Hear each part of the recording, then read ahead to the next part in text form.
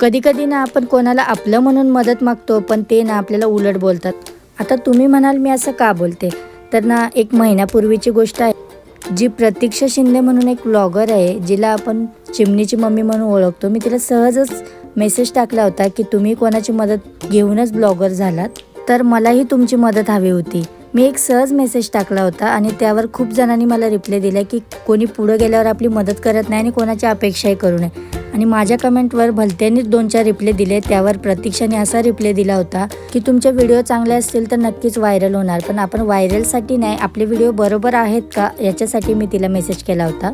पुन्हा 2-4 दिवसांनी मी भक्ती चेडे म्हणून जे आहेत ब्लॉगर, त्यांना मी मेसेज केला होता इंस्टाग्रामला. तर त्यांनी मला पर्सनली सांगितलं, आणि त्या तर इतक्या मोठ्या ब्लॉगर असून पण खूप छान प्रकारे मला त्यांनी समजावलं आणि सांगितलं.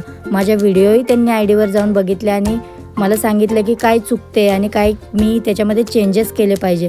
खरंच खूप मन मोकळं आहे त्यांचं आणि त्यांच्या मनात. भक्तीताई, खरंच तुम्हाला मनापासून मी धन्यवाद देते. खूप छान प्रकारे तुम्ही माझी मदत केली आणि तुम्ही जसं सांगितलं त्याप्रकारे मी माझ्या व्हिडिओमध्ये काही सुधारणा केल्या, तर खरंच छानपैकी व्हिडिओंना व्ह्यूज आलेत. आणि मी प्रत्येक व्हिडिओचे व्ह्यूज बघताच मला तुमचं नाव मनामध्ये माझ्या आठवतं.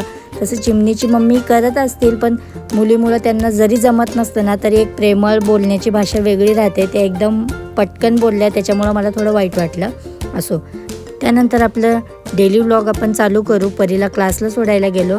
ही माझी क्युटी पाय ना खूप बोर होते, पण ती माझ्या म्हणण्यानुसार जाते. त्यानंतर घरात एक नवीन फिश ॲड केला आणि संध्याकाळी ना परीच्या फ्रेंडच्या बड्डेला आम्ही गेलो होतो प्रागवंशा. तर खूप छान इथे ना मुलं एन्जॉय करत होती. मी छोटासा क्लिप त्यांचा घेतला होता.